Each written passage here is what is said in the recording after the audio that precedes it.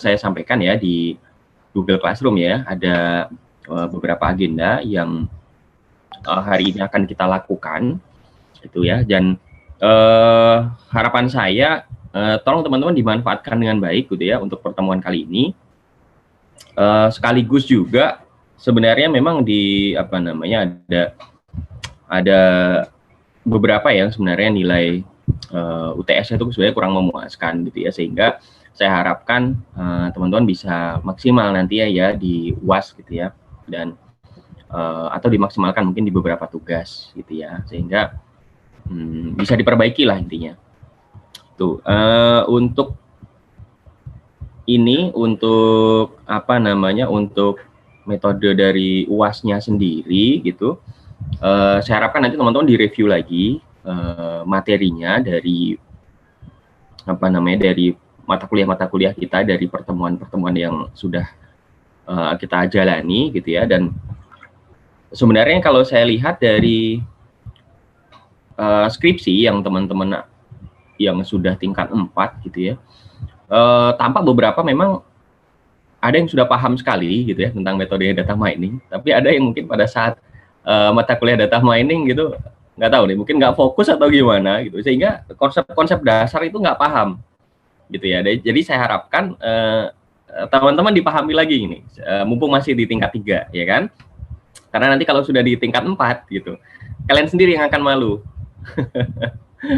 Ya kan, sudah menghadap ke dosen pembimbing gitu ya, sudah menghadap ke dosen pembimbing, kemudian kalau wajar ya menghadap ke dosen pembimbing kan, bertanya ya, berkonsultasi itu kan wajar ya. Tapi ketika sudah tingkat 4 gitu, katakanlah pertanyaan itu pertanyaan yang sangat-sangat basic gitu. Paling juga dijawab tapi diketawain dulu. Kalau pertanyaannya sesuatu yang sebenarnya belum diajarkan gitu ya, atau misalnya tingkatnya medium lah ya, nah itu mungkin masih bisa dimaklumi. Tapi kalau sesuatu yang sangat-sangat basic, itu kan harusnya malu dong, ya enggak? Jadi ada beberapa pertanyaan yang sangat-sangat basic gitu ya, sehingga mungkin karena memang apa namanya nggak paham gitu ya. Oke, ya jadi saya harapkan teman-teman ya, apalagi kalian ada di peminatan sains data gitu ya, sehingga kemungkinan besar gitu mungkin skripsi kalian, jika berminat ya, skripsi kalian akan berkaitan dengan data mining gitu ya, sehingga memang konsep-konsep ini harus paham gitu loh. Nggak apa-apa, nggak usah malu kalau misalnya bertanya sesuatu, mumpung kita masih di mata kuliah nih ya. Jadi kan nggak nggak begitu banyak gitu dampaknya, dan kalian bisa eksplorasi lebih banyak gitu ya. Untuk pertanyaan-pertanyaan yang masih mengganjal gitu ya, walaupun basic, boleh ditanyakan sekarang gitu. Daripada nanti di tingkat 4 kalian sudah kejar adrenalin gitu. Jadi kalian bertanya harus mendapatkan jawabannya dan harus ketemu gitu, ya kan? Ini kan adrenalin kan, kalau apa namanya? Soalnya kalau skripsi kan sudah ada ini ya, sudah ada schedule-nya ya, sudah ada agendanya gitu kan. Jadi seharusnya udah sampai tahap mana gitu kan, ini sampai ini baru ngulang lagi, belajar lagi gitu kan, sayang sekali, ya kan? Nah itu, jadi saya harapkan teman-teman bisa menganggap mata kuliah ini tidak sekedar mata kuliah saja, tapi bekal untuk teman-teman ke depannya. Oke, mungkin itu tadi kita belum ini, baru dibuka sebentar gitu. Mungkin saya persilakan dulu untuk ketua kelasnya untuk dibuka dulu ya dengan doa. Seperti biasa mungkin Lukman silakan dibuka dengan doa. Oke Pak, terima kasih. Sebelum memulai perkuliahan pada pagi hari ini, alangkah baiknya kita berdoa menurut agama dan keyakinan masing-masing. Berdoa, persilakan.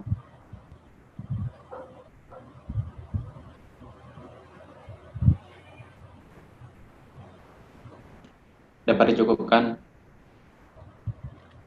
Terima kasih Lukman dan teman-teman. Oke, untuk menghemat waktu, kita mulai saja ya. Yang untuk agenda yang pertama yaitu silakan kalau teman-teman ada pertanyaan dari pertemuan pertama sampai pertemuan kita yang ke-13 gitu. Sebelumnya saya minta maaf, seingat saya di kelas ini 2 pekan terakhir kemarin kita tidak ada sesi Zoom ya. Yang pekan sebelumnya kita tanya jawab lewat Google Classroom, dan sebelumnya juga Sesi Zoom-nya tidak bisa saya lakukan karena saya sedang dinas luar. Kemudian minggu lalu saya minta maaf karena ada keluarga saya yang ke rumah sakit gitu, sehingga saya harus mengantar. Oke, itu dulu mungkin kalau ada yang mau ditanyakan dari pertemuan pertama sampai pertemuan ke-13. Izin bertanya, Pak. Silakan. Maaf off camera. Boleh. Ya, saya yang bertanya, Pak. Fungsi kernel RBF pada SVM itu parameternya apa aja ya, Pak? Makasih, Pak. Nah, kalau di RBF parameter sih saya rasa kalian bisa bisa dicek sendiri di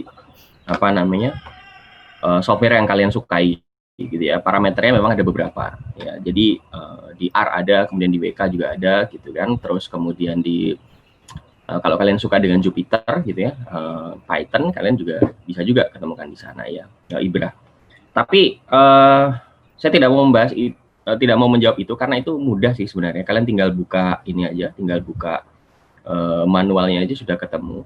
Satu hal yang mungkin tidak kalian temukan di dalam manual dan mungkin ini akan kalian alami gitu ya ketika misalnya mengolah data menggunakan SVM gitu ya. Ini mungkin nggak di luar sana kalian nggak diajarin ini, dan di buku pedoman kalian nggak diajarin ini.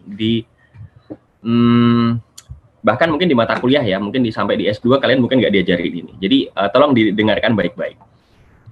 Jadi SVM itu adalah salah satu metode untuk klasifikasi yang paling powerful untuk untuk yang simple, maksudnya bukan ensemble dan bukan deep learning ya. Itu dia termasuk yang paling powerful. Tapi seringkali SVM ini performanya jelek sekali ketika kalian menggunakannya untuk imbalance class gitu ya. Nah, bagusnya SVM adalah kita bisa memilih kernel. Tadi udah disebutkan sama Ibra, kita bisa pakai RBF kernel. Betul, itu adalah RBF yang paling kernel yang salah satu kernel yang paling powerful di SVM. Jadi kita sering by default menggunakannya RBF. Ya, tapi RBF ini performanya kurang bagus ketika misalnya kita menggunakannya pada imbalance class. Dan pada imbalance class lebih baik saya sarankan menggunakan linear kernel. Nah, ini. Jadi sebenarnya kalian bisa menggunakan satu tool saja SVM untuk hampir semua jenis kasus ya, baik itu mungkin saat ini kalian teman-teman tahunya bahwa kalau ada imbalance class kalian biasa mengenanganinya dengan ensemble, betul, karena ensemble itu adalah lebih powerful, betul. Tapi dengan SVM pun teman-teman bisa mengatasi kelas yang imbalance itu gitu dengan akurasi yang sangat baik, yaitu tadi memindah kernel ya dari RBF ke linear.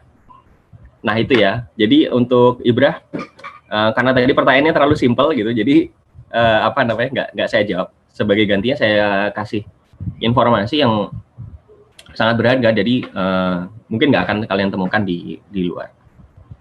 Oke, mungkin ada lagi pertanyaan yang lain? Izin bertanya, Pak.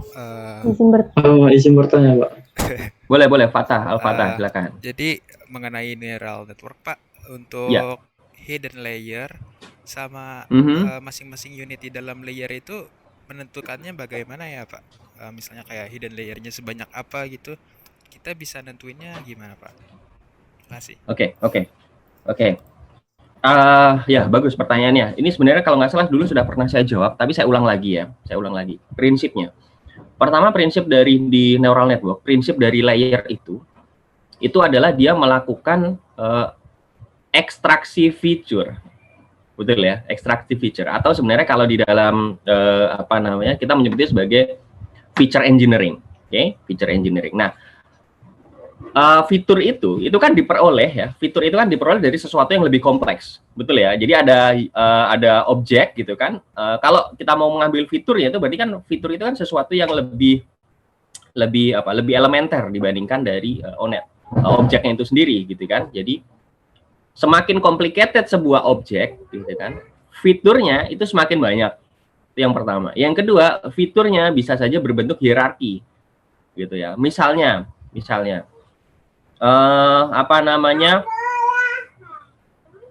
kalau misalnya gambar gitu ya, gambar manusia itu terdiri dari gambar kepala gitu kan, kemudian gambar tangan, gambar kaki, gambar badannya gitu kan. Kemudian gambar kepala ini dibagi lagi menjadi mata, komponen mata. Jadi kalian mengekstraksi fitur mata, kemudian mengekstraksi fitur telinga dan seterusnya.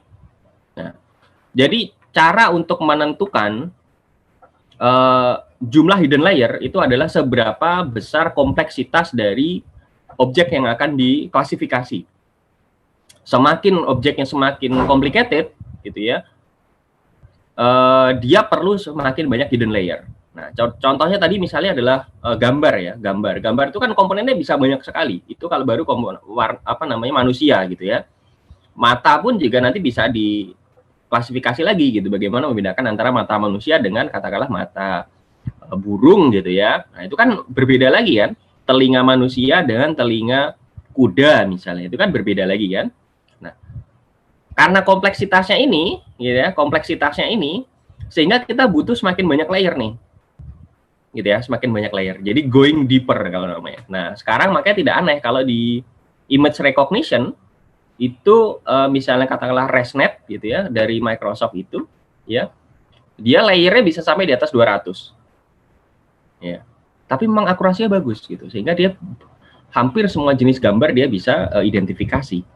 Nah, itu contoh kalau misalnya untuk gambar. Contoh yang lain kalian misalnya data kemiskinan katakanlah. Kemiskinan itu ada berapa aspek sih? Ada banyak sekali kan. Ada aspek ekonominya, ada aspek sosialnya, ada aspek demografinya gitu kan. Aspek sosialnya ada apa lagi gitu kan. Jadi kan bisa kita pecah sebenarnya ya dari sisi dari asumsinya. Nah, jadi yang pertama kembali lagi ke tadi, seberapa kompleksitas dari sebuah objek berarti semakin banyak layer yang kita butuhkan. Yang kedua, pada saat kita menentukan jumlah hidden layer itu, jika kita tidak punya bayangan sebenarnya seberapa kompleks sih sebuah objek itu, gitu ya, gunakan yang best practice. Best practice ini berlaku general. Best practice-nya adalah 2 atau 3 layer. Ya, kenapa? Karena mayoritas dari objek yang sering kita temui, gitu ya, ketika kita susun hierarkinya, itu biasanya sudah selesai di 2 atau 3 hierarki, di 2 atau 3 level. Sehingga 2 atau 3 ini adalah sesuatu yang best practice gitu. Makanya sering kalian temui di dalam di dalam software-software yang sudah ada gitu ya. Settingan untuk multi layer perceptron itu biasanya layernya adalah by default kalau nggak 2 ya 3. Itu adalah best practice ya. Nah, yang ketiga caranya adalah dengan menggunakan iterative training. Iterative training. Jadi di sini kita menggunakan meta searching, kita membandingkan antara berapa dalam gitu ya, katakanlah 4 layer dibandingkan dengan 5 layer. Bagaimana nanti loss function-nya, bagaimana nanti akurasinya, nanti dilihat. Nah, terus dari masing-masing layer gitu kan, dimensinya gitu ya, dimensinya itu lebarnya maksudnya, bukan dalam ya, lebarnya itu berapa itu nanti juga dibandingkan. Nah, ini yang kita sebut sebagai hyperparameter. Nah, hyperparameter itu sendiri kalau dengan cara yang ketiga ini kita melakukannya dengan perbandingan. Perbandingannya bisa dengan cara manual kalau teman-teman mau, atau dengan menggunakan sesuatu yang lebih terstruktur, misalnya dengan reinforcement learning gitu ya. Yang mungkin nanti akan kita pelajari di mata kuliah yang lain. Gitu ya. Jadi ada 3 hal tadi. Yang pertama secara teoritis, yang kedua secara best practice-nya, yang ketiga secara praktikal. Nah, silakan mana yang mau dipilih. Yang mana yang paling optimal tentu saja harusnya yang nomor 1, teoritis, tapi tidak semua orang bisa. Oke? Silakan yang lain kalau ada yang mau bertanya. Tadi ada lagi yang mau tanya? Izin bertanya, Pak. Yulia, ya. Habis Yulia nanti siapa nih? Itu puluh ya. Yulia dulu. Bernaldo, Pak. Bernaldo, ya. Yulia dulu tadi. Maaf. Vita, Pak, bukan Yulia. Oh, Vita. Oke, sorry. Silakan. Pak, untuk klasifikasi kan kita biasanya pakai akurasi untuk yang kelas imbalance. Terus pakai F1 score untuk yang kelas akurasi kelas balance. Iya, Pak. Itu yang F1 score untuk imbalance. Kalau untuk clustering itu sama atau gimana ya, Pak? Kasih. Ya, untuk clustering enggak. Clustering kita tidak menggunakan akurasi, karena tidak bisa. Karena clustering kan unsupervised ya. Unsupervised itu artinya tidak ada jawaban betulnya. tidak ada itu maksudnya bisa aja kita tidak punya gitu kan, atau ya memang tidak diketahui gitu ya. Sehingga kalau akurasi kan membandingkan antara yang kita prediksi atau yang kita klasifikasi dengan jawaban betulnya kan. Ya, sehingga kalau clustering kan tidak bisa tuh. Karena kan kalau clustering kan harus ada jawaban betulnya kan gitu kan. Kalau mau akurasi kan harus ada jawaban betulnya. Sedangkan di clustering kita tidak punya gitu. Kembali lagi ke tujuan awal dari clustering. Tujuan awal dari clustering adalah menemukan pengelompokan alami dari data. Nah, sehingga cara mengevaluasinya itu secara relatif. Jadi tidak ada absolutnya, berbeda dengan supervised tadi. Relatifnya bagaimana? Tujuan utama dari clustering adalah memaksimalkan varians antar cluster dan meminimalkan varians di dalam cluster. Nah, ini kita biasa menyebutnya sebagai objective function. Ya, jadi varians antar clusternya itu antar cluster itu harus berjarak sejauh mungkin variansnya. Terus varians di dalam klasternya itu sekecil mungkin. Artinya apa? Di dalam klaster itu kan sebisa mungkin gini ya, klaster itu di dalam satu klaster dia semirip mungkin gitu. Ya kan? Semirip mungkin kan. Jadi kalau misalnya kalian mau mengelompokkan penduduk gitu ya penduduk yang katakanlah karakteristiknya mirip harusnya di dalam satu klaster dong, ya. Terus antara klaster satu dan klaster yang lain harusnya karakteristiknya seberbeda mungkin dong, ya kan? Supaya dia betul-betul terlihat sebagai sebuah klaster. Kan begitu kan? Nah, cara untuk mengidentifikasi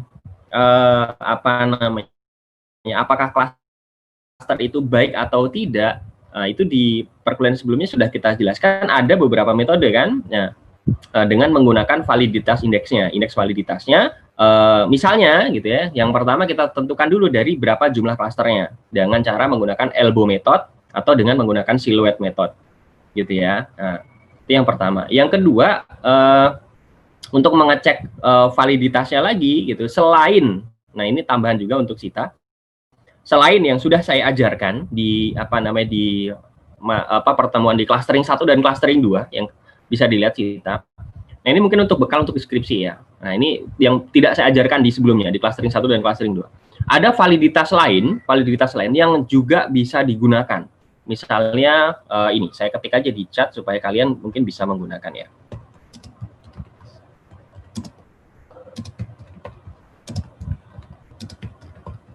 Ada banyak sekali.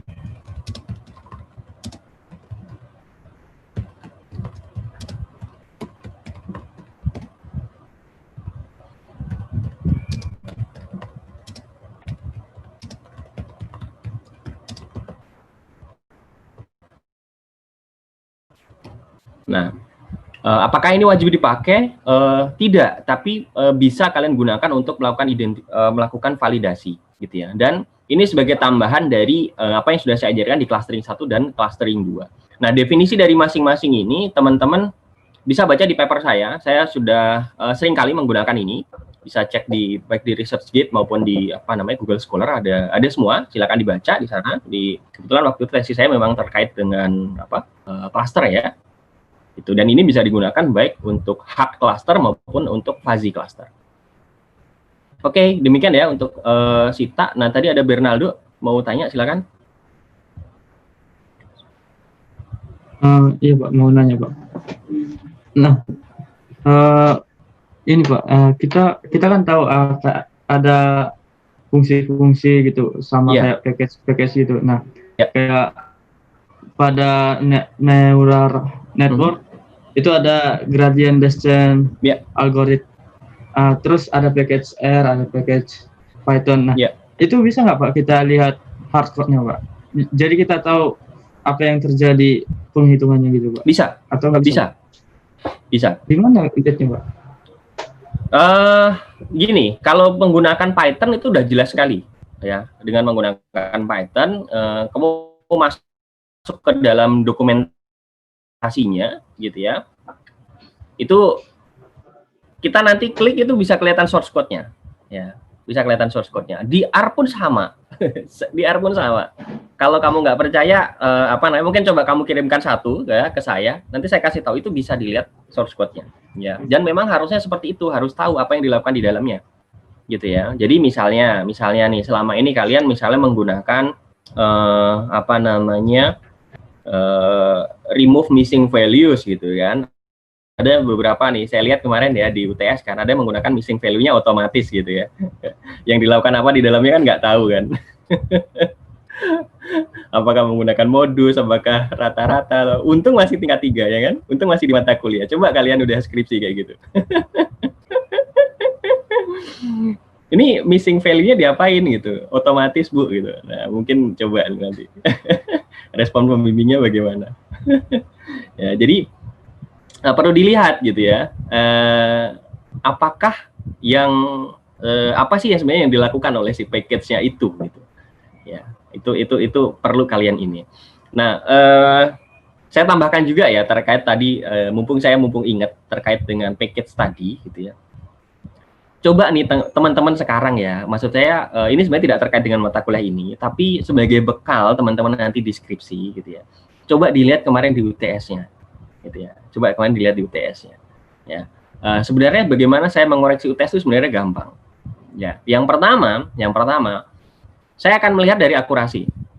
Ini sesuatu yang paling simpel. Ini saya kasih tahu trik saya ya. Saya akan melihat dari akurasi, ya. Oke, akurasi.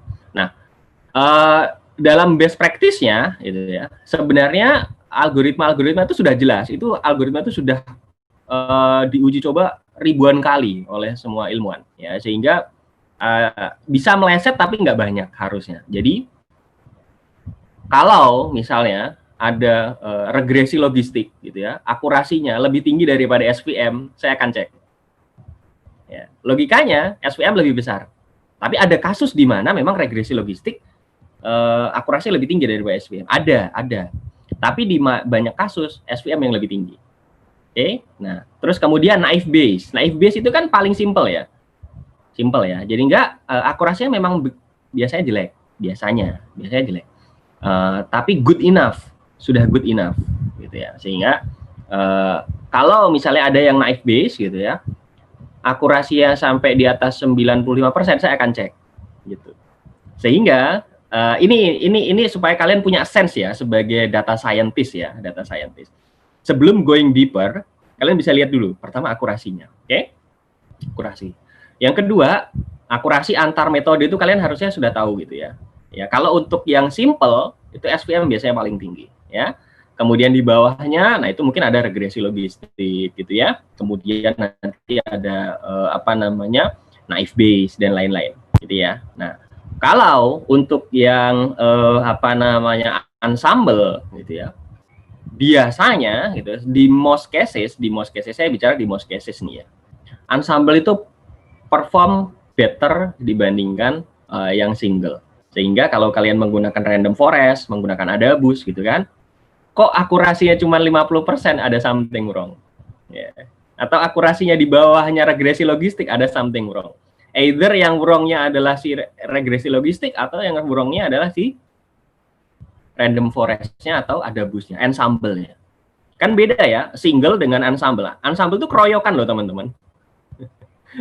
Jadi kalian nggak bikin satu model, kalian bikin model banyak gitu kan, kemudian dicek mana model yang paling bagus gitu. Ya kan? Kan beda dengan kalian cuma punya model satu gitu. Gacoannya cuma satu, dengan gacoannya ada 500 katakanlah. Random forest kalian bisa bikin 500 nih. Ya, gacoannya 500, kemudian kalian ambil satu yang paling bagus misalnya. Atau kalian ambil dengan menggunakan voting kalau di random forest. Kalau dengan adabus, nah kalian kan gradual ya. Gradual membentuk model yang terkuat gitu. Kan udah kelihatan tuh perform lebih bagus biasanya. Ada beberapa kasus di mana enggak, tapi mayoritas seperti itu. Jadi saya mengecek itu yang pertama. Yang kedua, saya sudah pernah ingatkan bahwa hati-hati dengan overfitting. Jadi, nah coba dilihat nih kemarin di UTS. Siapa yang akurasinya sampai 100%. Ya. Nah, coba dilihat ya. Akurasi di atas 95%, saran saya kemungkinan besar overfitting. Too good to be true. Ya, karena bahkan dengan sampai saat ini untuk sesuatu yang simpel saja seperti membaca angka nih ya, membaca angka 1, 2, 3, 4 gitu ya. Kemudian A, B, C gitu ya. Itu kan ada datasetnya namanya MNIST ya. Itu kita dengan menggunakan deep learning saja gitu, biasanya akurasinya itu paling cuma 98%, 99% gitu ya, biasanya. Itu udah panjang. Nah, itu kalau ada akurasi 100%, nah coba dilihat. Yang dilihat apa? Yang dilihat adalah validasinya. Validasinya. Apakah sudah menggunakan cross validation ataukah hanya menggunakan split? Split atau holdout, sama ya. Nah, jadi misalnya dibagi 50% untuk training, 50% untuk testing gitu kan. Nah, kan ada kemungkinan di mana kurang random. Ya, teman-teman sudah menggunakannya dengan random gitu ya, tapi coba diasumsikan bahwa ya apakah sudah betul random nggak gitu, dicek gitu dengan cross validation. Ya, dengan cross validation kita ulang-ulang gitu kan. Apakah betul dia sampai akurasinya betul-betul di atas 95%. Nah, ini apa namanya, saya mengajak teman-teman untuk melatih insting nih sebagai seorang data scientist. Oke ya, itu ya. Nah, kemudian, nah ini juga mungkin beberapa kesalahan teman-teman gitu ya, dan ini saya berikan ini supaya teman-teman berbekal gitu ya untuk deskripsi. Yaitu ini apa namanya, sebelum teman-teman menggunakan model, dicek dulu sebaran datanya. Ya, dicek dulu sebaran datanya. Ada beberapa yang saya yakin ada banyak nih, coba diingat-ingat. Saya yakin ada banyak. Berapa banyak teman-teman yang sebenarnya ketika menggunakan sebuah model gitu ya, mendapatkan akurasi tertentu dan nggak tahu kenapa begitu? Ada nggak?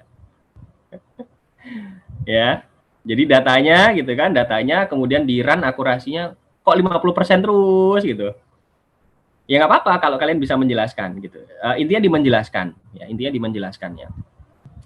Apa namanya? Nggak apa-apa, yang UTS kemarin udah ditutup ya, tapi maksudnya untuk bekal kalian.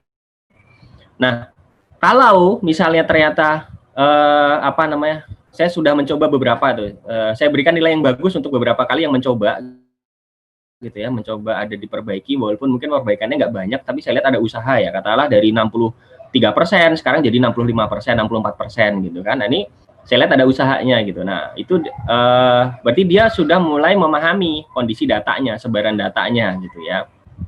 Saya tidak akan menilai dari apa namanya, akurasi yang paling tinggi lalu nilainya paling besar, enggak, karena memang ada model-model tertentu yang akan selalu kalah akurasinya gitu. Jadi saya tidak menilai berdasarkan akurasi, tapi menilai dari apa yang sudah kalian lakukan gitu. Jadi kalau kalian banyak kemarin ya yang misalnya menggunakan regresi logistik atau misalnya dengan hanya menggunakan naive Bayes gitu ya, akurasinya mungkin cuma 65%, tapi saya kasih nilai 95. Jadi saya tidak melihat akurasinya, tapi saya melihat kewajaran dari apa yang sudah dilakukan, dan pemahaman terhadap data itu penting sekali. Ya, pemahaman terhadap data itu penting sekali. Bisa jadi gitu ya, bisa jadi ada beberapa yang akurasinya nggak naik-naik gitu, karena apa namanya, pada saat preprocessingnya kurang bagus. Preprocessing kurang bagus, misalnya apa, missing value-nya ditanganinya dengan tidak baik gitu ya. Nah, itu salah satu contoh gitu ya. Yang kedua, mau diputar-putar seperti apapun gitu ya, kalau apa namanya masih menggunakan split gitu ya, split apa namanya, trainingnya 50%, testingnya 50%, tidak menggunakan cross validation, nah mungkin kalian nggak bergerak kemana-mana gitu. Itu salah satunya. Oke, itu beberapa sih, beberapa tips. Nah, saran saya nantinya sebelum teman-teman melaju ke skripsi, coba deh dilihat ya apa namanya yang kemarin dilakukan di UTS gitu ya. Salah satunya seperti itu. Sebenarnya saya nggak ada masalah ke teman-teman menggunakan R, menggunakan Python, menggunakan bahkan WK sekalipun, sebenarnya saya tidak akan mempermasalahkan. Hanya saja mungkin karena apa namanya, di mata kuliah kita kali ini kita pengen fokus ke pemrogramannya juga ya, di R maupun di Python. Oke, itu saya berikan bekal untuk teman-teman gitu ya. Mudah-mudahan teman-teman punya bekal lebih banyak nih dibandingkan teman-teman tingkat 3 yang lain, sehingga kalian nanti di tingkat 4 kalian lebih siap. Oke, nah silakan kalau ada pertanyaan yang lain. Nah, kalau nggak ada, apa namanya, kita masuk ke agenda yang kedua ya. Kemarin untuk agenda yang kedua, saya meminta teman-teman untuk melihat paper yang ada di Science Direct. Jadi kemarin kita dari tim dosen sudah mengupayakan ke ke pimpinan agar kita bisa memperoleh akses kepada jurnal-jurnal yang berkualitas ya. Nah, salah satunya bisa teman-teman rasakan sekarang ya, teman-teman bisa mengakses Science Direct gitu ya. Dan banyak sekali jurnal-jurnal bagus yang kemarin saya termasuk di dalam timnya. Kita udah menyeleksi beberapa jurnal-jurnal yang bagus di dalamnya, misalnya Fuzzy Set and System, terus kemudian Information Science, terus kemudian Knowledge Expert System with Application gitu kan, kemudian Applied Soft Computing, ada banyak. Jadi kalian bisa baca-baca terkait dengan apa sih yang kalian sukai gitu ya, apakah classification, apakah clustering, apakah association rules, dan seterusnya. Oke, nah sekarang akan kita bahas siapa dulu yang mau mengomentari. Kalau nggak ada mungkin saya tunjuk dulu ya, saya tanya dulu. Fadila Ahmad, ada nggak Fadila Ahmad? Maaf, Pak. Ada, Pak. Ada ya, Fadila. Oke, Fadila, kamu papernya apa? Coba. Share screen berarti ya, Pak? Bisa share screen nggak ya? Ini sebentar. Bisa share screen? Nggak bisa ya? Oke, saya coba dulu. Kamu baca aja. Kalau di share screen nanti kelamaan. Kamu baca aja, terus bagaimana komentar kamu? Judulnya apa? Jurnalnya dari mana? Terus bagaimana isi kontennya? Oke, benar.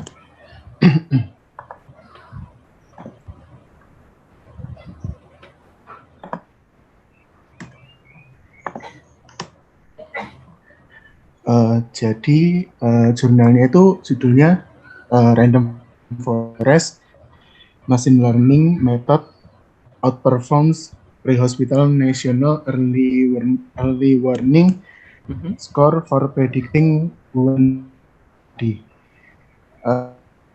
Ini dari Science Direct. Jurnalnya apa? Jurnalnya apa? Science Direct itu kan penerbit ya. Science Direct itu penerbit. Terus kemudian tadi ya, Science Direct itu kan penerbit ya. Terus kemudian tadi itu adalah judul dari papernya. Nah, nama jurnalnya apa nih? Apakah Expert System with Application misalnya? Apakah Fuzzy Set and Systems? Apakah Decision Support System dan sebagainya? Nama jurnalnya.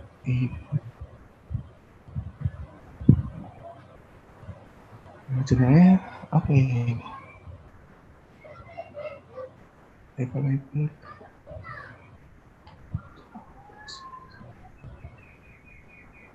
Apa ya, Pak? Coba saya share screen coba. Boleh.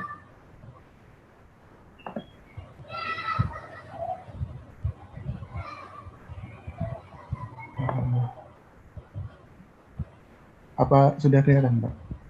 Belum.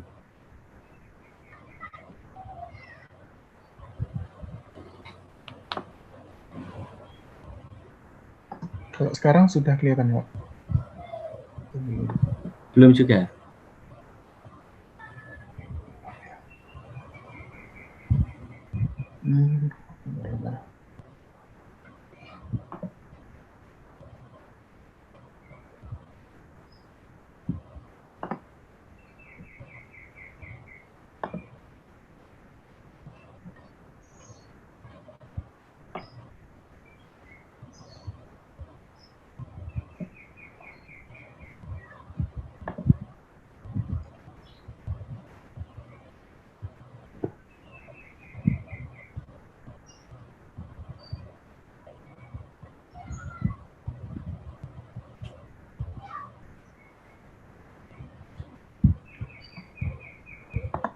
Sudah kelihatan, Pak? Udah, ya. Itu nama jurnalnya itu yang atas tuh, yang Resuscitation Plus. Iya. Nah, jadi ini itu studi tentang kayak penanganan kasus seseorang yang sakit itu menggunakan random forest. Jadi ketika dia dibawa ambulan itu, dia itu mungkin istilahnya gimana ya? Kayak peluang kematiannya itu dalam 1 hari itu gimana gitu, Pak? Oke. Iya, jadi dia itu membandingkan antara metode tradisional dengan random forest. Metode tradisionalnya itu National Early Warning Score atau NEWS. Itu dengan manual berarti ya? Itu manual ya? Iya, manual. Regresi manual. Oke. Regresi atau manual? Maksudnya manual oleh manusia atau ada model? Penghitungan manual. Oke. Nah, metodenya all electronic ambulance mission report di antara tahun 2018 sampai 2015. Dan pasiennya berumur lebih dari 18 tahun. Terus dihasilkan apa itu namanya? Partisipan yang istilahnya memenuhi kriterianya itu 26.458 pasien. Atau terus yang pasien berincluded belum? Yang mati itu 278 atau sekitar 1%. Terus menggunakan stop dulu mungkin. Stop dulu. Nah, menurut kamu gimana ini dari dari artikel ini? Menurut kamu gimana? Menurut saya sudah bagus sih. Istilahnya random forest itu kayak melebihi metode National Early Warning Score gitu, Pak. Oke. Nah, tugas besarmu tentang apa, Fadila? Yang kemarin ya, Pak? Yang pengumpulan tanggal 10 itu. Iya. Itu tentang perbandingan metode random forest dengan support factor masing.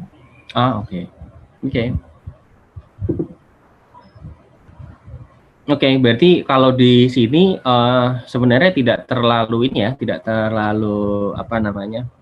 mengejutkan ya, karena sudah menggunakan ensemble gitu ya, random forest gitu ya, sehingga memang hasilnya sudah terlihat lebih bagus gitu ya.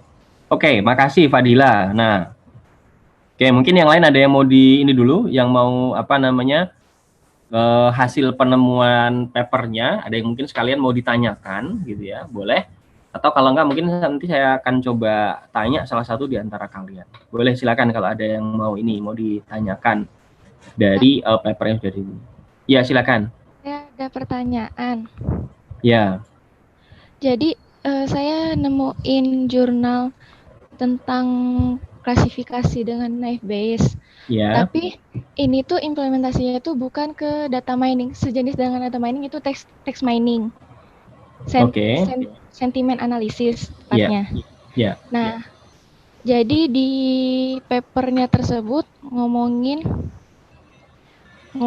tentang sentiment analysis dari tweet warga Indonesia tentang anti LGBT. Nah, sebenarnya saya tuh punya pertanyaan, Pak, tentang sentimen analisis ini. Saya sedikit tertarik sama sentimen analisis, tapi saya tuh masih nggak paham tentang pas kita mempersiapkan data latihnya. Di data latih itu kan, kalau misalnya kita selama ini kita pelajarin, kalau misalnya di supervised learning itu untuk ngeklasifikasi kan kita butuh data latih yang berupa sudah terklasifikasi. Nah, tapi untuk sentimen analisis itu gimana kita menyiapkan data latih untuk klasifikasinya, Pak? Betul. Oke. Jadi pertanyaannya itu ya? Ya. Jawabannya ada 2. Yang pertama, seharusnya itu memang dilakukan secara manual gitu ya. Sehingga gini, nah ini juga kemarin ada pertanyaan juga ke saya dari teman-teman yang PKL nih. Nah ini mau melakukan sentimen analisis pada survei gitu ya. Pertanyaan saya awalnya adalah kenapa mau dilakukan sentimen analisis pada survei gitu ya. Ya pengen melihat bagaimana nanti sentimen di masing-masing opini dari responden gitu ya. Nah, pertanyaan saya dari hasil survei itu ada berapa ratus juta responden atau berapa miliar responden gitu ya. Nah, jawabannya ternyata katanya hanya sekitar 200 gitu. Kalau hanya sekitar 200, lakukan aja secara manual. Gitu ya. Kenapa? Kalau begini, balik lagi. Yang kita lakukan ini adalah machine learning ya. Machine learning itu dilakukan oleh mesin ya. Mesin itu tetap tidak mungkin harusnya ya, tidak mungkin mencapai 100%. Ya, karena ini kan bahasa manusia ya, bahasa manusia. Sehingga tetap ada selisihnya nih. Gitu ya. Mesin sampai sekarang masih kesulitan untuk membedakan sentimen yang positif dengan sentimen yang nyinyir. Ya. Nah, manusia paham. Misalnya nih, sekarang penanganan corona luar biasa bagusnya, gitu kan. Ini kan positif, ya. Tapi sebenarnya maksudnya nyinyir gitu. Kalau manusia mungkin bisa membedakan, mesin belum bisa. Menangkap konteks itu mesin belum bisa. Ya, menangkap konteks yang sudah secara luas itu mesin belum bisa. Sehingga ada kasus-kasus di mana mesin memang belum bisa mengklasifikasikan sampai ke sana gitu ya. Nah, kenapa sentimen analisis itu dilakukan? Karena data yang akan diklasifikasikan itu jumlahnya melebihi kemampuan manusia gitu ya. Katakanlah misalnya Twitter gitu kan. Twitternya kan tiap hari diupdate terus tuh. Ya, dalam satu hari mungkin bisa sampai ribuan, puluhan ribu, ratusan ribu, jutaan gitu, ratusan juta misalnya, sehingga manusia tidak mungkin menangani itu semua, sehingga manusia menggunakan mesin, walaupun misalnya akurasinya di bawah dari akurasi manusia gitu ya. Katakanlah mungkin 85%, 90%, 95% sudah bagus gitu ya. Nah, pertanyaannya sama, untuk menjawab pertanyaannya tadi, bagaimana kita menyiapkan data latih gitu ya. Menyiapkan data latih, balik lagi, karena ini seharusnya dilakukan oleh manusia, dan manusia yang memahami bahasanya sebenarnya, maka seharusnya itu manusia yang menyiapkan gitu ya. Nah, jadi kita harus melakukan namanya itu anotasi atau labeling gitu ya. Apakah ini satu tweet itu dia positif atau negatif. Begitu semuanya. Seberapa banyak? Ya sampai data latihnya itu cukup untuk model gitu ya. Apakah modelnya itu diberikan 3 record sudah cukup? Belum kan? Berapa lagi gitu? 100 record, 200 record sampai 1000 record misalnya. 10.000 record misalnya baru dia bisa paham gitu ya. Nah, pertanyaannya kan itu sulit ya. Sulit kan dilakukan hal seperti itu kan. Nah, makanya biasa yang dilakukan oleh beberapa perusahaan itu adalah melakukan freelance gitu. Di freelance seseorang benar-benar melakukan anotasi secara manual, satu demi satu. Karena itu memang jawaban yang seharusnya betulnya gitu ya. Karena dilakukan klasifikasi oleh manusia. Yang kedua ini yang sebenarnya yang saya rekomendasikan adalah kalian tidak perlu melakukan manual. Ya. Kalian menggunakan data latih yang sudah banyak tersedia di internet. Itu sudah banyak sekali. Zaman dulu, tahun 2013 saya melakukan sentimen analisis untuk dari data Twitter dan dari data Facebook. Zaman 2013 itu belum tersedia korpus bahasa Indonesia. Waktu itu korpus bahasa Indonesia hanya dimiliki oleh dosen pembimbing saya di ITB. Ya, jadi belum tersedia. Sehingga saya memanfaatkan korpus bahasa Inggris. Korpus bahasa Inggris plus dengan memanfaatkan emoticon atau smiley. Ya, kan smiley itu menunjukkan emosi juga kan. Nah, terus penggunaan di Twitter kan mayoritas bahasa Inggris plus bahasa Indonesia itu kan mix ya. Biasanya kan anak-anak yang gaul gitu, anak-anak Jakarta Selatan itu kan campur ya bahasa Inggris sama bahasa Inggris. Sehingga saya terbantu dengan itu.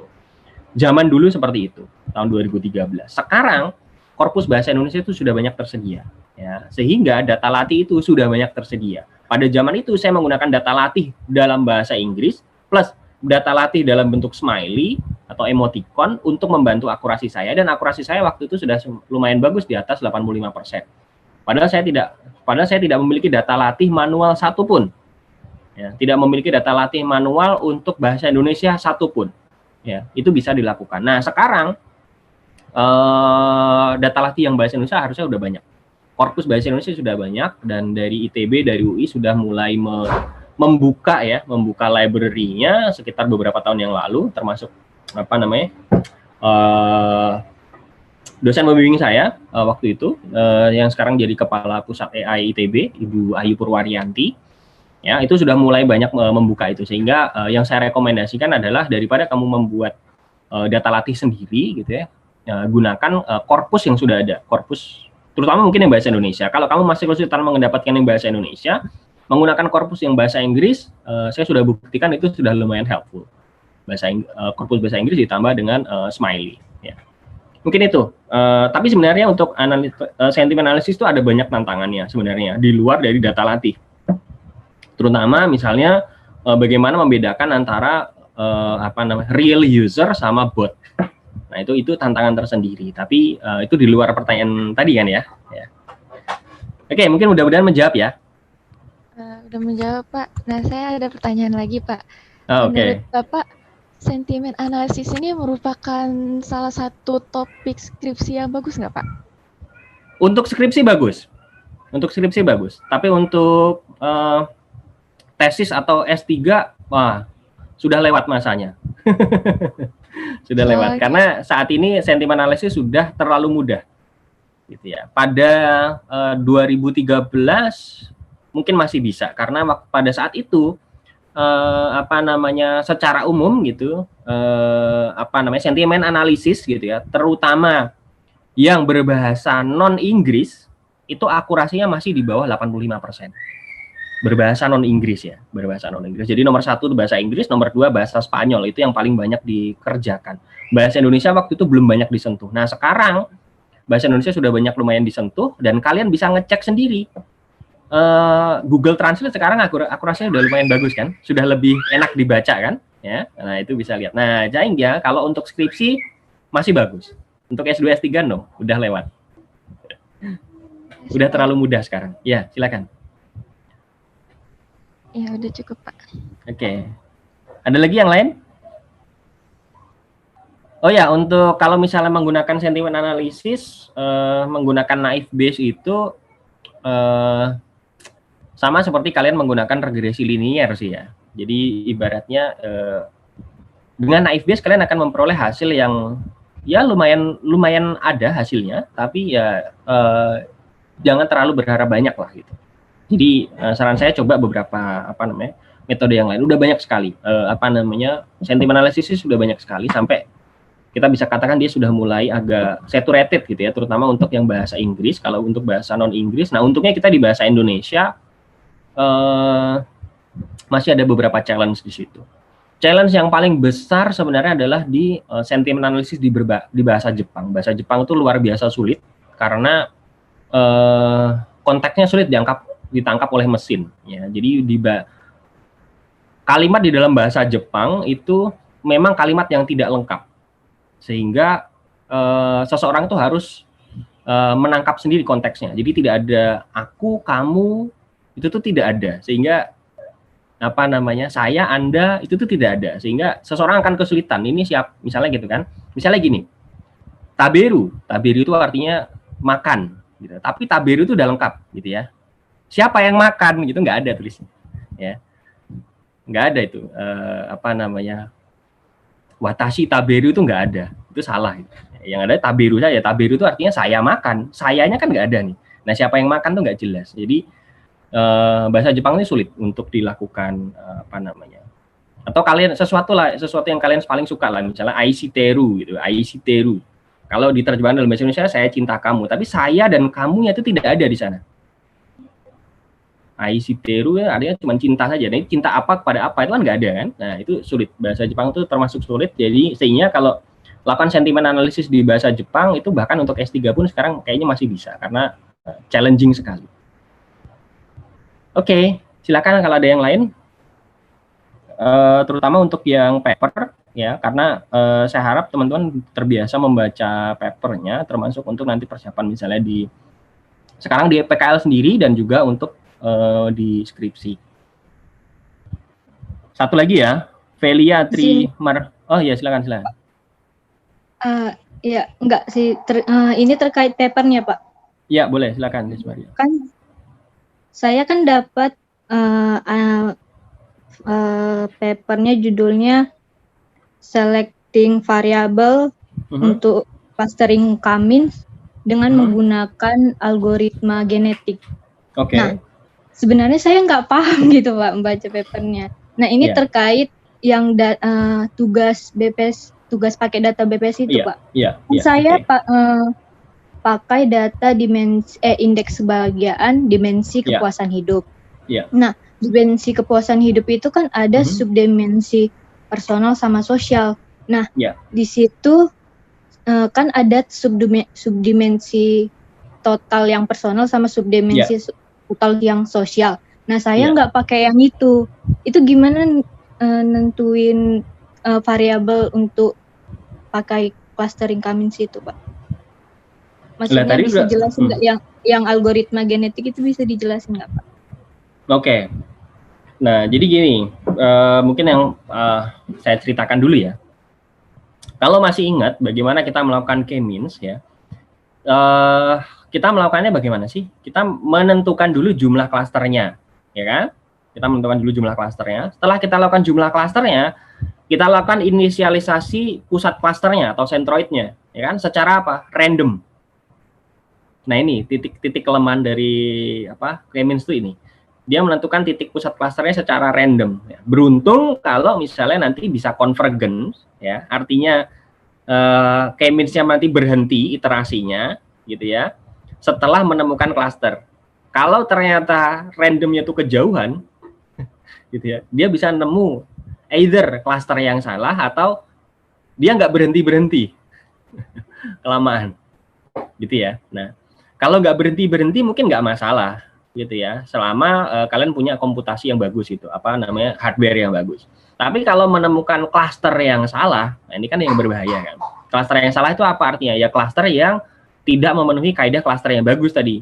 Varian dalam klasternya sekecil mungkin, varian antar klasternya sebesar mungkin. Kalau itu tidak ditemukan, kan berarti kan klasternya salah kan. Seringkali K-means itu terjebak seperti itu. Sering, nggak cuman bisa, tapi sering. Karena dia random. Ya, kalian melakukan running saat ini dengan kalian melakukan running satu kali lagi, hasilnya bisa beda. Diulang-ulang lagi bisa beda lagi, gitu ya. Sehingga siapapun yang melakukan iterasi dengan siapapun yang melakukan eksperimen dengan K-means, gitu ya, baik dalam skripsi maupun dimanapun, harus melakukannya berkali-kali dan di rata-rata. Karena kalau satu kali, itu terlalu bias. Ya, nah, pertanyaannya di situ. Bagaimana caranya supaya si K-means ini tidak menentukan pusat klasternya itu secara acak, secara random. Jadi diatur, gitu ya, diatur. Kalau random itu kan sesuka hati dia, ya kan? Bukan sesuka hati dia, apa tuh namanya? Ya by chance gitu ya, by chance gitu kan. Nah, bagaimana caranya kita mengontrol supaya jarak antara pusat klaster itu tetap memenuhi kaidah klaster yang bagus? Ya. Mengontrolnya dengan menggunakan metaheuristik. Misalnya tadi itu disebutkan misalnya dengan algoritma genetika, misalnya, atau misalnya menggunakan yang lain, misalnya uncolony optimization atau particle swarm optimization. Atau yang lain boleh, apapun boleh. Tapi intinya kita akan membandingkan ya antara kalian masih ingat ANOVA ya? Kalau di dalam ANOVA kan kita juga sebenarnya melihat ini ya, melihat varian di dalam klaster sama varian antar klaster ya, sama nih. Varian antar klaster dan varian dalam klaster kalian buat menjadi satu fungsi, satu persamaan, ya kan, sehingga kalian dapat angkanya, gitu, dapat angkanya 1 gitu kan. Nah, angkanya misalnya awalnya 100, gitu ya, misalnya nih 100. Nah, iterasi kedua kan harusnya turun, ya kan? Katakanlah jadi 95. Harusnya iterasi ketiga turun lagi sampai dia mentok minimal, kan begitu kan? Nah, kalau K-means biasa itu nggak bisa kita biarkan seperti itu, tapi dengan menggunakan optimisasi bantuan seperti algoritma genetika tadi, gitu kan? Kita mengatur supaya persamaannya tadi itu bisa turun tuh. Ya, varian antar klaster kemudian varian dalam klaster itu bisa turun tuh, makin lama makin turun sehingga klaster yang terbentuk bagus, tidak lagi acak seperti tadi. Nah, untuk menjawab pertanyaannya Asti tadi, bagaimana sih kita memilih variabelnya? Tidak, kita tidak memilih variabel di sini. Jadi variabelnya tetap dipakai. Semua variabel tetap dipakai. Semua variabel tetap dipakai. Hanya saja penggeseran sentroidnya, penggeseran dari pusat klasternya itu diatur dengan algoritma genetika. Jadi begitu, ya. Jadinya nantinya semua variabel tetap dipakai, tapi pada kenyataannya nanti akan mendapatkan penimbang yang berbeda-beda. Begitu ya, mungkin jawaban saya untuk Asti ya. Gimana Asti, mudah-mudahan menjawab. Jadi berarti Pak, itu variabelnya informasinya bakal nggak tumpang tindih gitu ya Pak? Tumpang tindih bagaimana maksudnya? Misalnya kan, itu kan ada subdimensi personal, itu kan ada subdimensi, ada pembagiannya kan subdimensinya. Nah, subdimensi personal itu kan ada yang totalnya juga. Itu bisa dipakai yang totalnya itu Pak? Jangan. Jadi harus yang setara. Semua variabelnya harus yang setara. Ya. Terus satu lagi. Untuk teman-teman yang akan melakukan clustering, ya. Nah ini mungkin belum saya berikan di pertemuan kita clustering 1 sama clustering 2 kemarin. Jadi boleh dicatat. Karena teman-teman itu akan melakukan unsupervised learning, gitu ya, akan mencari pengelompokan alami dari data, gitu ya. Sebelum kalian melakukan clustering, saran saya boleh dilakukan dengan menggunakan plotting, dengan menggunakan principal component analysis atau linear discriminant analysis, PCA ataupun LDA. Bisa dicek dulu, ya, bagaimana dia plotnya, sebarannya, apakah dia well separated atau tidak, apakah dia benar-benar terpisah menjadi klaster yang berbeda atau tidak. Jadi dilihat dulu. Walaupun memang PCA dan LDA ini berasumsi linear, tapi perlu untuk dicek, bisa dicek, ya. Jadi itu saran saya kalau mungkin teman-teman ada yang menggunakan clustering. Oke, ada lagi yang mau ditanyakan terkait dengan paper yang sudah teman-teman peroleh?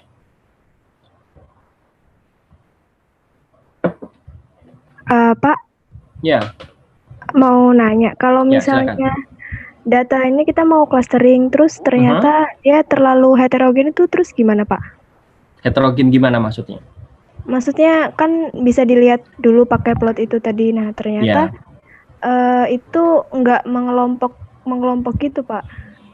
Ya, nggak dengan PCA dan LDA ya, nggak mengelompokkan secara linear ya, betul ya? Karena PCA dan LDA kan berasumsi linear. Nah, bagaimana jika ternyata tidak linear? Ya nggak apa-apa. Berarti karena kan dengan menggunakan cluster itu kita coba menangkap apakah bisa mengelompok secara non-linear juga gitu. Karena kalau di dalam clustering itu sebenarnya kita melakukannya secara non-linear. Ya, nggak apa-apa, bisa dilanjutkan. Hanya saja misalnya nanti masih terdapat overlapping gitu ya, overlapping. Pada saat itu kalian berpindah dari hard cluster menggunakan fuzzy cluster, ya, supaya kalian bisa menangkap ada fenomena itu. Itu untuk saran saya. Gimana? Mungkin ada lagi yang mau ditanyakan? Seru nih ya hari ini. Saya lebih banyak membahas mengenai tips and trick yang tidak saya ajarkan di beberapa pertemuan sebelumnya gitu ya, dan ini lebih praktikal, dan memang waktu itu tidak saya berikan di pertemuan-pertemuan sebelumnya karena menunggu jam terbang kalian ada dulu gitu. Percuma kalau saya bicarakan sekarang hal ini pada di awal, kalian paling pusing aja, dan mungkin saat ini juga beberapa di antara kalian masih ada yang pusing yang belum mencoba gitu ya. Jadi saya memang ini menyimpan ini di akhir gitu ya, supaya kalian sudah mencoba dulu sehingga sudah ada praktek dulu, sudah mengalami beberapa kendala dulu, baru saya berikan tips and trick-nya. Nah, kalau ada beberapa yang masih pusing, nah itu mungkin yang belum mencoba, belum benar-benar dieksplor gitu ya, sehingga belum terasa ini untuk tips and trick yang untuk hari ini. Oke, mungkin itu dulu ya hari ini. Dan untuk yang agenda yang ketiga yang saya sudah sampaikan gitu, saya beri kesempatan untuk teman-teman yang mungkin ingin memperbaiki nilai atau ingin berkompetisi dan lain-lain, boleh mengirimkan makalahnya, baik yang yang studi kasus maupun makalah yang lain gitu yang terkait dengan baik data mining maupun knowledge management ke salah satu jurnal nasional ataupun misalnya seminar nasional, boleh kirimkan dulu ke saya, nanti akan saya koreksi dan sekaligus nanti saya saya berikan beberapa masukan supaya peluang kalian diterima lebih besar gitu ya. Kan percuma kalau cuman hanya random kirim ya. Karena kan ini kan menjadi tambahan pengalaman juga untuk teman-teman, dan saya akan tunggu mungkin sampai sebelum UAS ya. Karena kalau sesudah UAS nanti terlanjur nilai sudah masuk, saya nggak bisa ngubah lagi ya. Dan ini berlakunya secara individu gitu. Apakah boleh Pak kalau kami mengirimkannya dalam kelompok? Ya boleh gitu, tapi kan berarti kan nanti penambahan nilainya dibagi tuh. Ya kan, dibagi per kelompok ya. Jadi ya misalnya penambahan nilainya sekitar berapa gitu ya, karena misalnya A- gitu berapa, A- itu berapa, kan dibagi berapa orang kan, nah nanti rata gitu kan. Nah kalau individu ya udah jelas tadi kan. Pak, oke ya, mungkin itu saja yang saya ya silakan. Ada beberapa Pata. Teman kita yang udah ngirim Pak. Oh gitu. Nah kan saya nggak tahu kan, jadi ya gimana kan, saya juga berarti ya kalau ngirimnya boleh aja gitu kan. Tapi kalau misalnya mau dimasukkan ke dalam penilaian ya nanti dikabarkan ke saya gitu, supaya nanti saya koreksi dulu, nanti bisa dikirimkan. Oke, baik Pak. Pak, itu ya, ngirim silakan. ke bapaknya itu maksudnya via email atau gimana Pak? Via email aja. Kalau via WA biasanya kalau hari kerja ini jadwal saya cukup padat gitu ya. Kalau via email saya bisa lumayan fast response. Oke, terima kasih Pak. Ya, sama-sama. Oke ya, mungkin ada lagi pertanyaan yang lain? Masih boleh bertanya Pak? Boleh, silakan.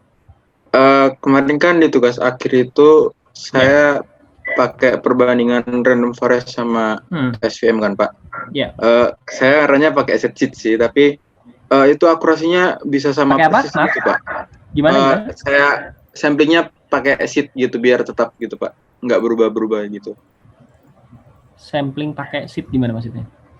Saya tetapkan sheetnya gitu. Maksudnya kalau saya run ulang itu dia nggak berubah gitu maksudnya. Itu akurasinya bisa sama persis, itu kira-kira ada masalah atau memang ada kemungkinan bisa terjadi kayak gitu Pak? Berapa akurasinya? Berapa ya? 94, berapa gitu. Nah, itu sudah dilakukan cross validation belum? Kayaknya belum sih Pak. Nah, kalau belum itu berarti terindikasi overfitting dia di sana. Nah, jadi perlu dicek dulu dengan menggunakan cross validation, nanti akan muncul dalam tanda kutip watak aslinya dari SVM dan random forest gitu ya. Tentu saja harusnya yang random forest itu lebih robust, lebih tahan terhadap overfittingnya ya.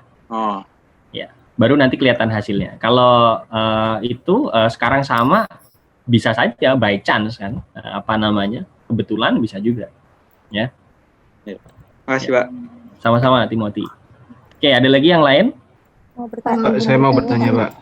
Oh oke, silakan satu-satu dulu deh. Tadi yang itu Pak, mau tanya yang tentang Vincent tadi Pak. Oke, silakan Gagah. Berarti kalau semisal di cross validasi itu akurasinya belum tentu selalu bertambah Pak ya, bisa berkurang. Oh iya, tapi kan cross validasi itu lebih objektif dan lebih robust. Untuk robust itu apa ya bahasa Indonesianya? Lebih handal untuk kita melakukan evaluasi. Ya, karena kalau dengan cross validation kita bisa membuang asumsi bahwa akurasi tersebut terjadi secara kebetulan. Ya. Kan kalau kalian menggunakan metode split atau dengan menggunakan metode holdout gitu ya, itu kan kita membagi dua ya, membagi dua kan, misalnya katakanlah 50% untuk training, 50% untuk testing, atau 70% untuk training, 30% untuk testing, ya kan? Walaupun itu secara random, oke? Walaupun secara random. Tapi kan hanya dilakukan sekali, ya kan? Randomnya kan bisa kebetulan yang menguntungkan kalian. gitu loh. Kalau dengan menggunakan cross validation, kan kita membagi katakanlah menjadi 10-fold gitu ya. 10-fold kan dibagi ya bagi 10 bagian kan, 90% untuk training, 10% untuk testing. Kemudian di iterasi kedua untuk bagian yang lain gitu, 90% lagi training, 10% testing. Begitu terus. Sehingga semua bagian dari data pernah mendapatkan kesempatan sebagai training dan pernah mendapatkan kesempatan sebagai testing, ya. Sehingga semuanya pernah mendapatkan kesempatan, gitu. Sehingga ini apa namanya lebih bisa kita andalkan evaluasinya dengan menggunakan cross validation. Gitu ya, Gagah ya. Iya, Pak. Oke, ada lagi yang mau bertanya tadi? Pak, Sita ya. Ingin melanjutkan pertanyaan Vincent tadi. Boleh Kalau Sita. Yang setelah di cross validation tetap 98%, bagaimana ya Pak? Oke, bagus nih pertanyaannya. Saya kan tadi mengatakan kalau sudah di atas 95%, kita curigai overfitting, tapi tidak bisa divonis bahwa pasti overfitting, kan gitu kan? Saya tadi udah mengatakan kita curigai ya, kita curigai. Ada kasus di mana dua hal. Yang pertama, memang datanya terlalu gampang. Ya, data terlalu gampang. Data terlalu gampang itu sudah terlalu obvious. Terlalu obvious itu terlalu nyata gitu ya. Kalau kalian lakukan clustering gitu ya, itu emang sudah separated jauh sekali gitu. Misalnya kan, kalian misalnya mau membedakan antara gambar mobil dengan gambar misalnya matahari gitu kan, itu kan udah terlalu obvious sekali gitu kan, sudah terlalu kelihatan banget. Kalau kalian melakukan misalnya clustering gitu, itu memang sudah terbentuk dua cluster dan sudah jauh berbeda, jauh jaraknya itu jauh, sehingga terlalu gampang untuk model menebaknya gitu kan. Nah, itu memang ada kasus seperti itu tuh, ada dan banyak juga. Nah, itu bisa. Yang kedua adalah kasus di mana model sudah tahu terlalu banyak. Misalnya begini, kalian menggunakannya bukan cross validation ya, misalnya dengan menggunakan split misalnya, itu 95% untuk training, 5% untuk testing, atau 99% untuk training, 1% untuk testing, gitu. Ya ini kan terlalu gampang gitu loh untuk model untuk menebak, iya nggak? Paham nggak? Jadi gini, saya mau coba kembalikan ke prinsip dasar kita di data mining dan di machine learning. Prinsip dasarnya adalah kita mau mencoba mengajari si mesin untuk menjadi pintar. Ya, kan misalnya gini, mau membedakan penduduk miskin dan tidak miskin. Bisa nggak kita lakukan secara manual? Bisa, dan itu yang seharusnya. Ya, jadi kita identifikasi tuh, kita datangin satu-satu, ya, kita datangin satu-satu oleh BPS. Miskin tidak miskin, miskin tidak miskin, kita hitung nih, kita hitung dari angka kecukupannya misalnya, kita hitung gitu kan, terus pengeluaran hariannya dia berapa, nah, kita bisa hitung kan dia miskin atau tidak miskin.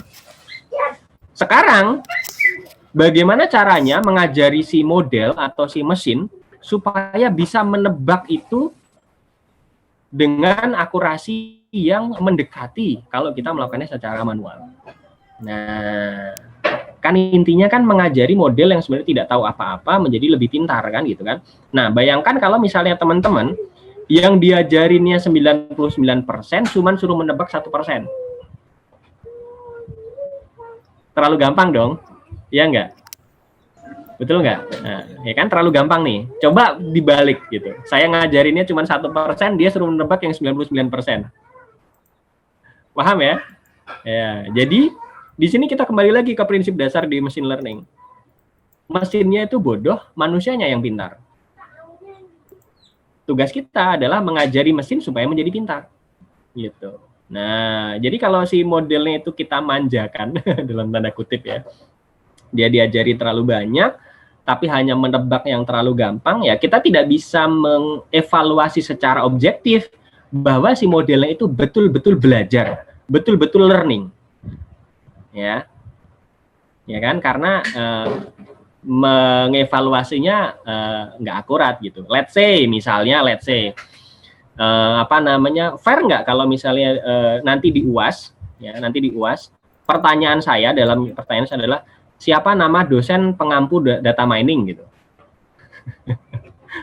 Itu kan terlalu simpel kan, misalnya kan, itu kan tidak bisa untuk dilakukan judgement apakah teman-teman itu paham tentang mata kuliah atau tidak, misalnya begitu kan. Nah, sama seperti itu. Nah, pertanyaan Sita tadi, kalau sudah dilakukan cross validation masih di atas 94% katakanlah, bisa kemungkinannya yang pertama tadi memang datanya terlalu mudah, atau yang kedua adalah ya memang dia sudah mengetahui terlalu banyak. Artinya persentasenya, kalau misalnya dengan menggunakan 10-fold kan berarti 90% ya. Betul ya? 10-fold kan 90% ya. Nah, 10-fold itu rata sudah bagus gitu. Kalau misalnya kalian menggunakan berapa katalah 100-fold gitu. 100-fold kan berarti kan 99% yang dia tahu, betul nggak? Too much, itu too much. Paham ya? Ya. Bisa paham nggak bedanya? Jadi kalau misalnya cross validation kalian bagi menjadi 2 atau 2-fold gitu kan berarti 50-50, ya kan? Bagi 3 berarti 30-30, bagi 3-fold gitu berarti kan yang dijadikan training adalah 67%, yang dijadikan testing 33%. Betul nggak? Kalau 4-fold berarti berapa tuh? 75%, 25%. Betul ya? Ya, 5-fold berapa? 80%, 20%. Seterusnya gitu kan. Nah, kalau 100-fold kan berarti 99%, 1%. Nah, 99% itu biasanya sudah terlalu banyak si modelnya tahu dan hanya terlalu sedikit yang dilakukan untuk testing. Gitu. Nah, jadi kembali lagi ke pertanyaan tadi, komposisinya jangan terlalu banyak. Komposisi untuk testingnya jangan terlalu sedikit gitu. Sama aja ya. Trainingnya jangan terlalu banyak. Gitu ya, mungkin untuk Sita ya. Pak, maksimal 90% lah. Iya. Izin bertanya. Silakan, Pak. Yang tadi Bapak bilang kalau kita kan ngajarin mesin ya, Pak, untuk jadi pintar. Gimana kalau misalnya mesinnya itu belajar sendiri, kayak misalnya kita bayi gitu. Misalnya kita kasih mesin ini gambar, nah dia harus nebak secara mandiri gitu. Jadi gambar itu sebagai inputnya, kita nggak ngasih label kalau dia ini gambar apa. Kira-kira bisa? Ya. Bisa. Itu yang dinamakan reinforcement learning. Reinforcement learning ya, reinforcement learning. Dan disertasi S3 saya tentang reinforcement learning ya, sehingga memang dia akan belajar secara bertahap gitu ya. Kita tidak memberitahu jawaban yang betul ya gitu, tapi dia akan menemukan secara satu demi satu poinnya, satu demi satu gitu. Permasalahannya adalah reinforcement learning itu mahal itu dalam arti lama sekali. Nah, lebih mudah untuk saat ini ya, kondisi saat ini sampai detik ini lebih mudah mengajari seorang anak bayi untuk belajar main catur daripada mengajari mesin untuk main catur. Kenapa kok AlphaGo terus kemudian yang Google itu bisa akurasinya bagus? Iya, karena dia dilakukan secara paralel, satu. Yang kedua dengan dilakukan iterasinya banyak sekali. Yang kalau dikonversi ke umur manusia itu sama dengan kita belajar selama ribuan tahun. Ya, gitu. Jadi kenapa kok nggak ribuan tahun, cuma sekian detik gitu? Ya karena dilakukan secara paralel, gitu ya, dilakukan secara paralel dan iterasinya cepat. Gitu. Sedangkan kalau manusia gitu, coba nih main catur gitu ya, main catur butuh berapa lama sih kita menyelesaikan main catur? 1 jam ya. Kalau di perempatan bisa 2 jam gitu ya sambil ngopi gitu ya. Nah kalau disimulasi dalam komputernya cuma berapa detik ya, betul nggak? Berapa detik kan? Berapa detik? Nah sekarang kalau dia mau melakukan 1 juta kali, berarti kan sebenarnya cuma berapa menit ya. Nah, padahal itu kalau dikonversi ke manusia itu berapa ribu tahun gitu. Jadi nggak fair. Sebenarnya itu reinforcement learning itu bagus, tapi untuk saat ini sampai detik ini dia masih belum cerdas. Jadi masih membutuhkan kemampuan yang di atas kemampuannya si manusia. Manusia bisa melakukan itu lebih cepat. Oke, mungkin itu dulu. Silakan kalau ada yang lain sebelum kita tutup. Ya, silakan, Desi. Tadi kan sebelum melakukan clustering kan melakukan PCA atau LDA, tapi kan itu untuk yang kategorik ya Pak? Bukan, buat yang numerik, tapi kalau yang kategorik gimana ya Pak? Kalau yang kategorik saran saya sih tidak perlu dilakukan sih ya. Tidak perlu dilakukan karena sebenarnya PCA dan LDA juga ada kelemahannya karena dia mengasumsikan hubungan antar variabel kan linear ya sebenarnya. Jadi kalau misalnya tidak linear pun juga sulit untuk terdeteksi dengan PCA maupun LDA. Jadi langsung menggunakan cluster nggak apa-apa, tapi saran saya gunakannya yang bukan yang hard tapi yang fuzzy dulu, atau gunakannya dengan yang hierarki, baik yang aglomeratif maupun yang divisif, gitu ya. Jadi itu saran saya. Kalau kalian menggunakan partitioning, gunakan yang fuzzy dulu. Ini masih explore ya, masih explore. Atau kalian gunakan yang aglomeratif ataupun divisif. Ya.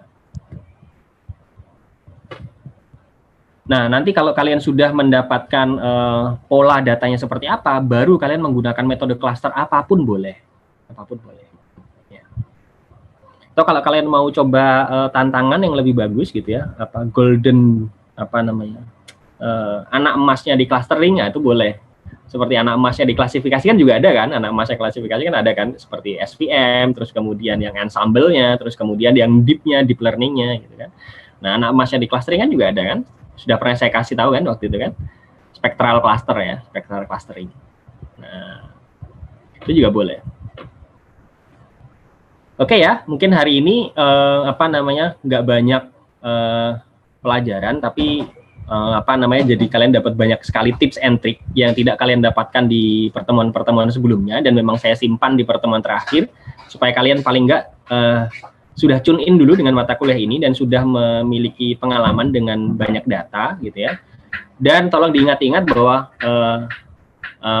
seharusnya ini bisa kalian manfaatkan sekali baik di PKL maupun nanti di skripsi. Nah, belum tentu tips and trick ini tadi itu bisa kalian dapatkan di luar atau mungkin di tercantum di dalam buku gitu kan. Biasanya ini kan adalah best practice dari yang sudah melakukan. Oke, gitu ya mungkin hari ini teman-teman semuanya. Sekali lagi dari pertemuan 1 sampai pertemuan ke-14 ini, harapan saya sebenarnya tidak mungkin, mustahil untuk 100% akurasinya mengubah kalian dari yang tidak paham menjadi paham, kan mustahil ya kan? Tapi harapan saya semuanya kalian adalah motivated, termotivasi dengan bahwa kalian bisa mengeksplor banyak loh dari dari data mining ini gitu ya, dan itu bisa kalian terapkan nanti kan, dan yang orang lain nggak tahu tapi kalian tahu ya. Oke, semoga kalian lebih sukses nanti di UAS dan lebih sukses lagi nanti di skripsi, karena mungkin nggak semua orang tahu dengan tips and trick yang tadi, sehingga kalian bisa beberapa langkah di depan. Dan kalau kalian mau uji coba dengan membuat paper atau makalah dari sekarang, berarti kalian sudah beberapa langkah jauh di depan, bahkan mungkin dibandingkan yang sekarang lagi tingkat 4 skripsi. Oke, begitu ya teman-teman semuanya. Saya kalau ada salah saya mohon maaf. Sampai jumpa kita di UAS, dan kalau ada yang mau mengirim paper boleh dikirimkan nanti ke saya. Silahkan sekarang Lukman mungkin untuk ditutup. Pak, mau tanya. Gimana Azam? Boleh, silakan. Terakhir ya. Pak, ini bukan terkait itu sih Pak, mungkin terkait buat koordinasi atau apa ya Pak ya? Istilahnya nanya-nanya gitu ke Bapak. Iya. Terkait apa itu? Enaknya lewat apa Pak? Atau lewat email aja? Email aja, lewat email. Soalnya kalau WA itu gini, WA itu kemungkinannya cuma 2. Yang pertama saya balas cepat, ya, karena pas saya lagi longgar, atau kebetulan jadwal saya lagi padat sekali sehingga WA kalian tenggelam, gitu. Kalau email itu kan selalu ada di sana ya, dan saya setiap hari itu at least 3 kali saya mengecek email. Jadi hampir saya pastikan akan terbaca. Terus untuk mungkin UAS, informasi sedikit tentang UAS, kayak di modelnya kayak gimana Pak? Oh, UAS belum ada informasi yang bisa saya berikan. Tapi yang mungkin saya pesankan ke kalian adalah perdalam juga di sisi teorinya. Ya, karena kemarin di di UTS kalian sudah praktek ya, dan kan hasilnya bervariasi ya. Hasilnya bervariasi, ada yang kalian bisa evaluasi sendiri ya, apakah gimana kemarin akurasinya, ada yang aneh-aneh gitu kan, ada yang membuang reprocessingnya, ada juga yang aneh-aneh gitu ya, validasinya juga ada yang aneh-aneh gitu ya. Nah itu coba kalian evaluasi lagi sekarang gitu ya. Ditambah pemahaman teori itu juga penting, pemahaman teorinya juga penting. Hafalan nggak penting bagi saya, hafalan nggak penting, tapi pemahaman teorinya penting. Oke ya, Azam ya. Oke. Untuk pengiriman yang jurnal itu, berarti habis ini saya langsung kirimkan ke Bapak ya, Pak? Boleh. Lewat email aja. Terima kasih, Pak. Oke, silahkan mungkin Lukman kalau ditutup dengan doa.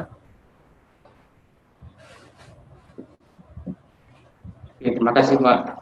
Sebelum mengakhiri perkuliahan pada sesi kali ini, langkah baiknya kita berdoa menurut agama dan keyakinan masing-masing. Berdoa dipersilakan.